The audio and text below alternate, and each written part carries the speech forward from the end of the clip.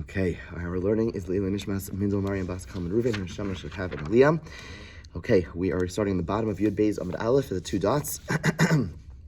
Okay, says the Gemara Tan Rabbanan, Hanichnas Levaker Sachola, a person who goes to visit the sick. If you recall, we just had a machlokas yesterday between Beis Shammai and Beis Hillel, whether or not a person is allowed to visit the sick. We possibly like Beis Hillel, who said a person is allowed to visit the sick. However, as the Gemara is about to say over here, a person should not be davening for the sick on Shabbos. Okay, well, we'll come back to practically, halachically, what's the halacha, but that's what the Gemara starts off by saying. A person walks in to visit the sick, which Beis Hillel says is mutter. Omer, they should say Shabbos hi milizok. Shabbos is a time, what does those words mean? Shabbos hi milizok. Shabbos is a time that we are prevented, milizok, from crying out. So we're basically telling the sick person, we can't cry out, we can't daven over here. However, urefua kravelavo. Don't worry, because ultimately Hashem will be able to bring, don't think that because we're not davening for you right now, it's going to prevent you from receiving a refuah. Don't worry, Hashem's going to bring a refuah closely, soon, hopefully, right? In other words, the sick person might be sitting there thinking like, oh, I'm mad at you, why are you coming here? You know, typically when we see someone who's sick, it's supposed to inspire us to daven for them. So if we're visiting someone and we're not able to daven, the person who's ill is going to be upset. So the Gemara says, no, you tell the person, don't worry, krovo hilavo, the refuah, God willing, should be close, okay? Yeah. We use that phrase in the we'll come back to that, right? You go a little further, you say, no, Shabbos itself, observing Shabbos itself, that causes Hashem to have Rahmanis on you. In other words, our lack of tefillah over here, don't think our lack of tefillah is something which is going to prevent you from getting a refuah. On the contrary, I'm not davening over here because I respect Shabbos, and that in itself should be a schus, that should be a merit, and that should bring you a refuah, okay? Rabbi Yehuda says, okay, but basically both of them are saying you're not allowed to daven for the person on Shabbos, okay? We'll come back again. What we make a mishberach for cholim on Shabbos, what are we doing? We'll come back to that. Rabbi Yehuda Omer, hamakom yirachim alecha val chol Yisrael. Rabbi Yehuda says when you go there, you are allowed to say some form of a tefillah. You're allowed to say God should have compassion on you and all the sick of Israel. Rabbi Yossi Omer, hamakom yirachim alecha b'soch chol Yisrael. Hashem should have compassion on you amongst the sick of Israel, right? Rabbi Yossi basically is tweaking it a little bit. He's saying don't say like two tefillos. Hashem should have compassion on you. Hashem should heal you and heal others, but rather Hashem should heal you amongst everyone. Hashem should see you amongst everyone else. There's a greater schus when we're seen together as one. Now, let's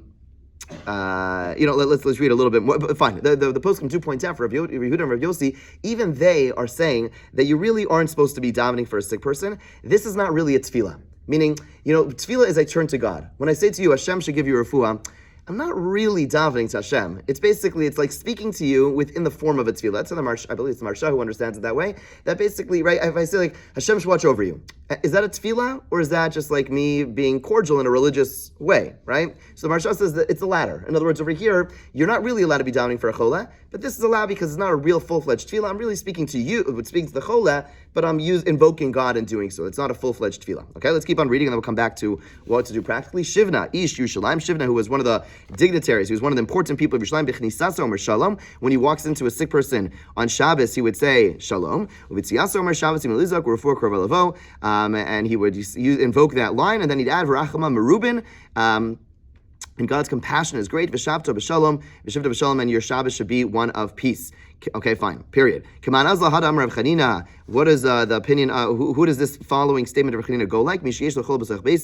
When a person has a sick person in their home, they are obligated to say this person should be healed amongst the sick of Israel. This goes like Rav Yossi above, who said that you don't say you and the other Jewish people, but you say you among the Jewish people. Again, we want to daven for everyone. We don't daven for one person. It's such a beautiful thought. Whenever even, the tefillah saderach, we daven everything, or every tefillah, we say it in the plural, right? We don't say rifa'eni, we don't say baruch aleini, like give me sustenance. We say baruch aleinu. Whenever we daven, whenever we have a need, we always try to encompass everyone else. We think, okay, I'm not the only one who has the need. There are other people who have the need. So we're always davening. If I say, oh, someone is sick, I don't just daven for that person. It awakens me to the fact that there's so many people who are out there who are suffering, and I need to encompass them as well. I need as best as possible to think about the others and use that as a catalyst to thinking about others as well. Okay?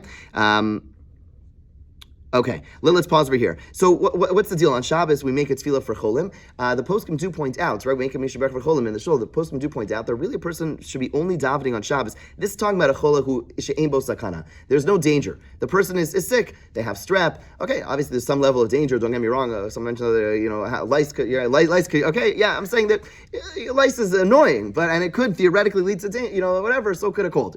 Fine. But the point is that on Shabbos we don't really daven for people who are are not in a critical setting. The tefillah make on Shabbos is really for people who are really, really critically ill, because then we have a halacha, right? So what's going on over here? What's going on over here is that we're not supposed to daven things that are heartbreaking on Shabbos. We're supposed to try to avoid that as best as possible. However, if someone is a chola sheyesh bo sakan, a person is really in a life-threatening situation, so you're allowed to do anything to save someone's life on Shabbos. You could drive a car, you could turn on a fire, you make a fire, whatever. You can do anything on Shabbos. So of course you could daven on Shabbos as well. So it's only, right, these Gemaras are over here talking about someone who is sick, but not sick, but a person who's really sick, that's what we're davening for. It's important to qualify. It's not like, a person's recovering from, knee surgery. It's bad or whatever it is, but it's not who we're davening for on Shabbos. We wish them well, but not on Shabbos. Shabbos is not the time to daven for such people. On Shabbos, we daven for people who are critically ill. Okay. Says with difficulty, we permitted, meaning we go like the ruling of Beis Hillel, that we permitted to comfort mourners and to visit the sick on Shabbos. When I would follow Rabbi Lazar, when he would go visit the sick, sometimes sometimes he would say Hashem should pay attention to you for peace. And sometimes he would say that Hashem should remember you for peace. What's the difference between the first and the second? One is in Hebrew and one is in Aramaic. So we find him sometimes davening in Hebrew, sometimes davening in Aramaic. The Gemara asks, how did he do so? A person's not supposed to daven in Aramaic. Now the poskim discuss, is this Aramaic? Or does this mean you shouldn't daven in any language? Meaning, is there something intrinsically wrong with Aramaic, and therefore you're allowed to daven in English and French and Spanish, whatever, but don't daven in Aramaic because Aramaic is a bad language? Or is it just saying only daven in Hebrew, you can't daven in any other language? Okay, one way or another. In this context, he would daven in Aramaic. He'd say Hashem should remember you in Aramaic sometimes. What's going on? So Rabbi Yochanan said, "Kol hashol trach of lashon arami, ein malach yesharis niskakin lo." The angels don't pay attention to it. Shemalach yesharis makir b'lashon arami. The angels don't know Aramaic. Okay, we'll come back to what that means in moments. Shani chola d'shchina imo. The Gemara answers that with a chola it's different. Since God is with the sick person, Hashem is with the sick person, the divine presence is there, therefore you're allowed to daven in any other language. In other words, the reason you can't daven in Aramaic or perhaps any other language is because the angels aren't able to take those tefillos up to Hashem. They don't recognize what it is. It's not the less mystical way of understanding this is saying that in the Lashon HaKodesh has something embedded in it. It's much more powerful, it's much more potent. Any other language doesn't have that same power. When it comes to, so therefore the angels, meaning, the angels don't have the ability to take those tefillos to Hashem. But when it comes to the tefillah for a chola, since Hashem is with the chola, therefore Hashem, you're not going through the intermediaries. You're not going through the angels. You're speaking directly to God. Hashem, of course, knows all languages, and therefore it's fine. The Meiri, takes it a little bit, has a bit of a more rational approach.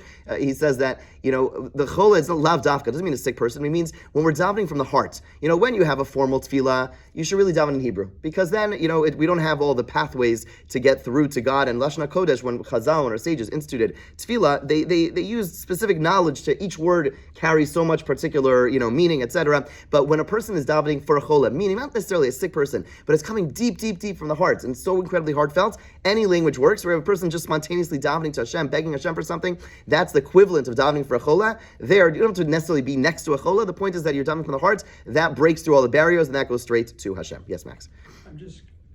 It seems like we're very focused on the visitor or the the visitor of the sick and how it impacts your or their Shabbos experience, but not on the fact that it really might help the oneg Shabbos and enhance things for the chola.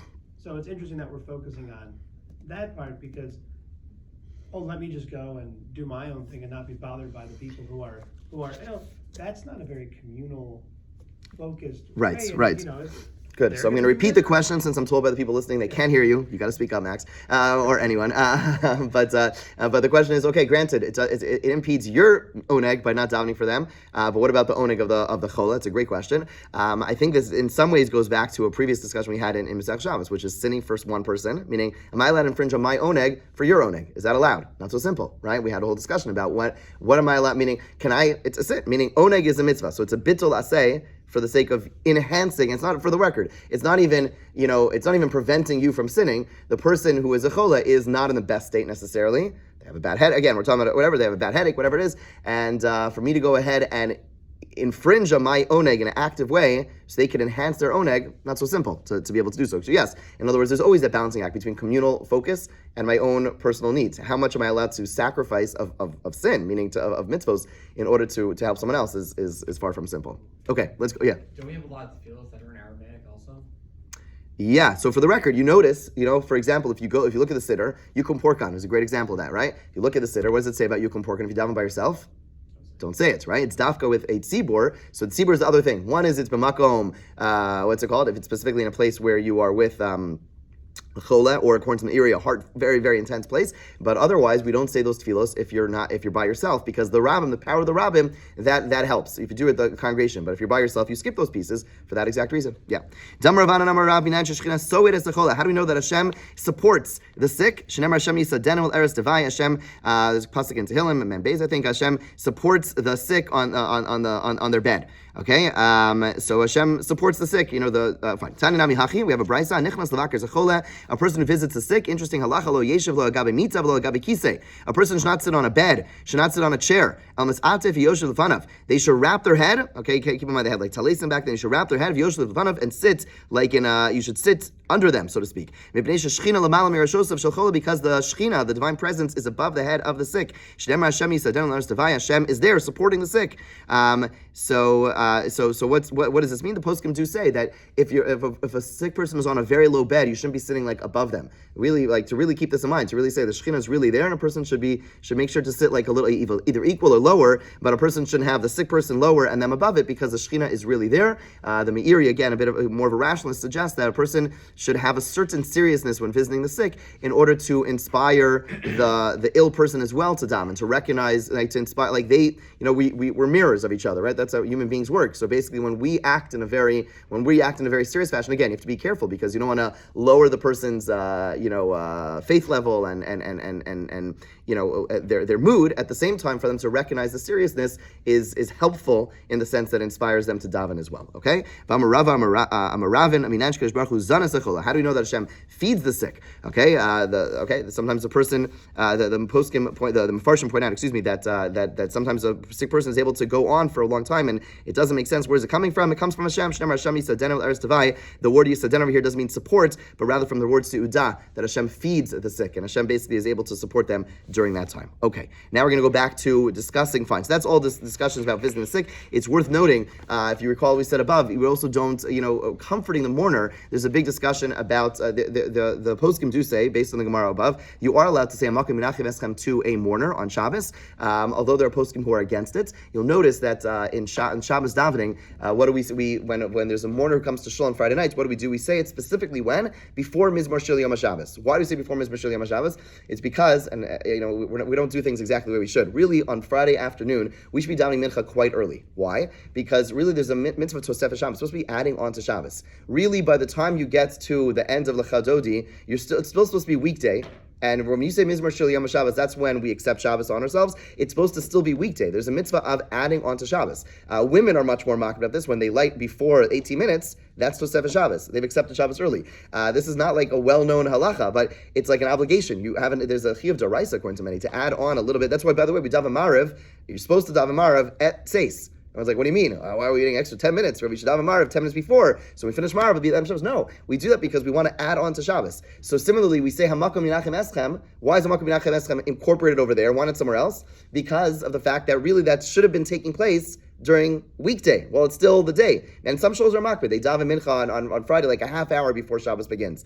I'd lose my job if I call Shabbos like a half hour before Shabbos. Okay, maybe I should. But the point is that's why we say Makam Menachem Eschem at that time, because really technically it's before Shabbos. That said, the Mishnah Berurah brings down there are poskim who based on this Gemara say no, you're even allowed to say Makam Menachem Eschem on Shabbos itself, and that's why we do it. But it's worth noting that Tosefes Shabbos piece is a real question. It's not simple.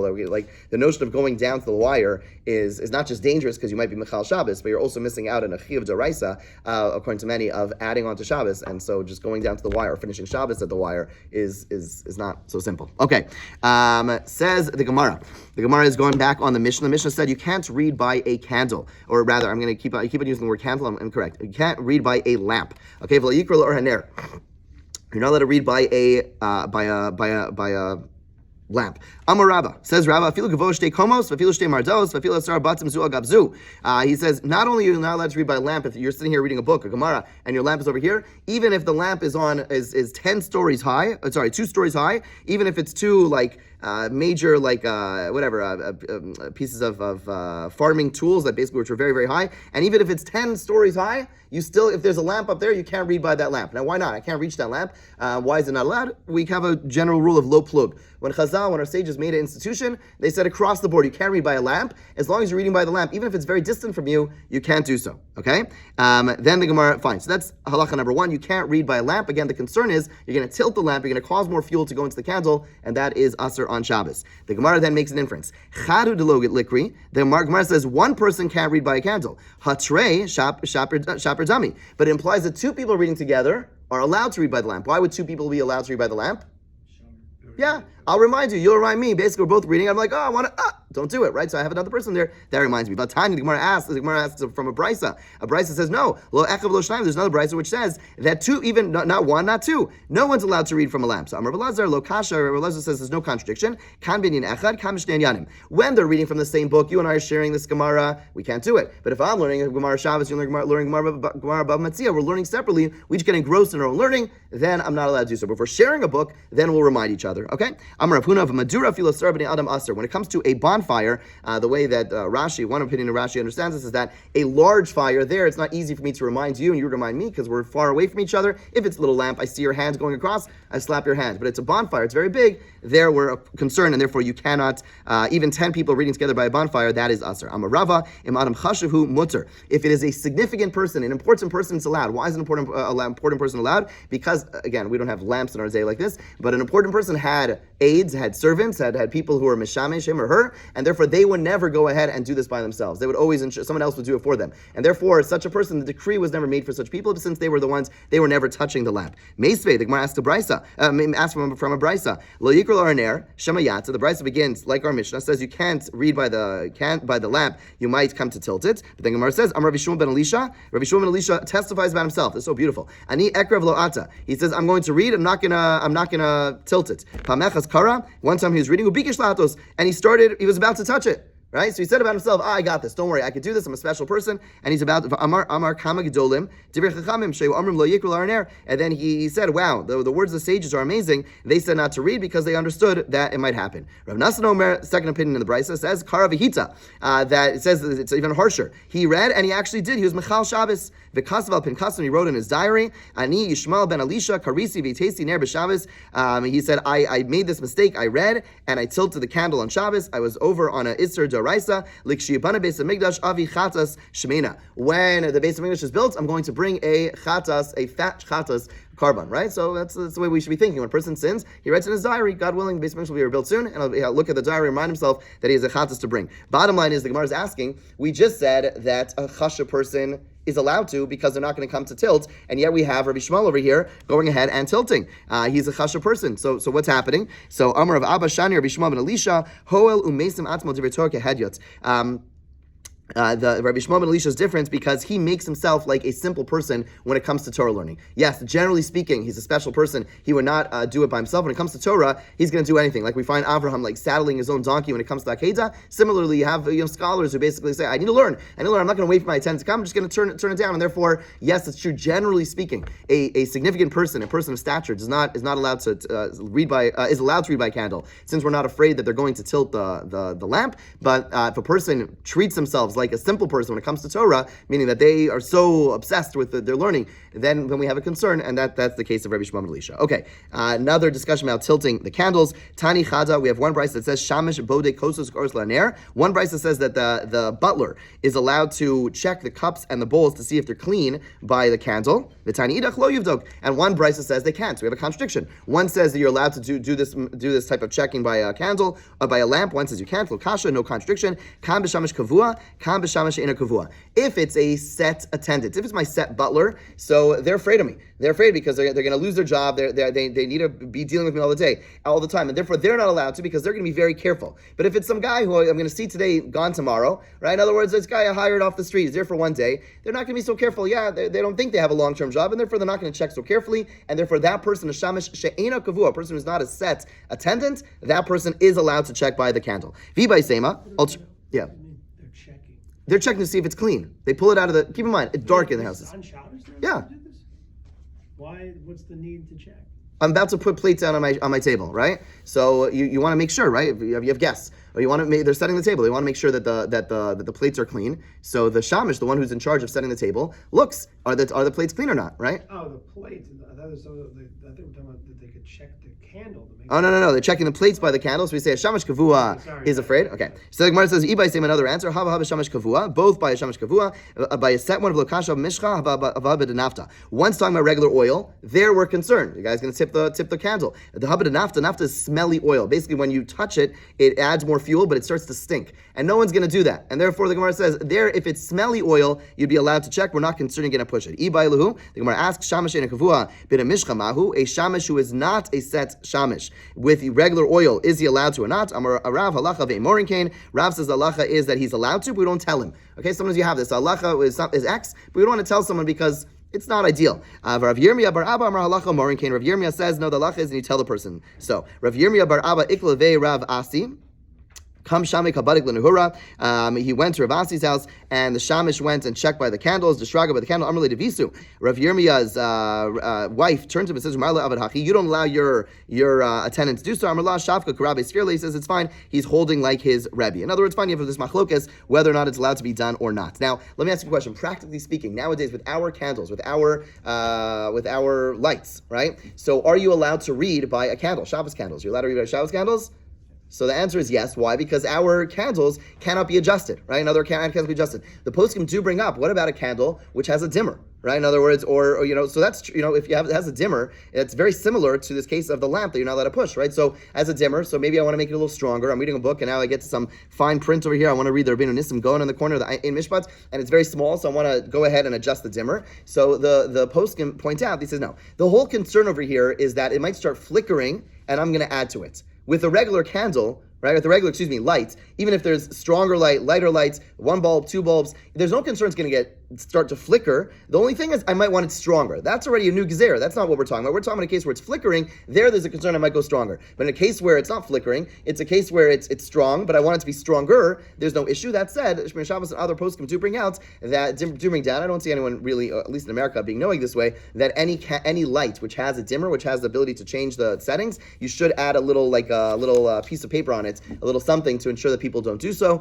People do have those little, we have those magnetic strips, those magnetic things on top of the candles, on top of the lights, in order to ensure that people don't touch them. That's based on the similar principle. It's also based on the fact we might just bang into it. But the bottom line is that we don't have there's no obligation to cover the candles, our candles or lights. They're specifically talking about a lamp where it's much easier to go ahead and adjust it, whereas our modern lights, whether candles or electric lights, we don't have that issue. Have a great day.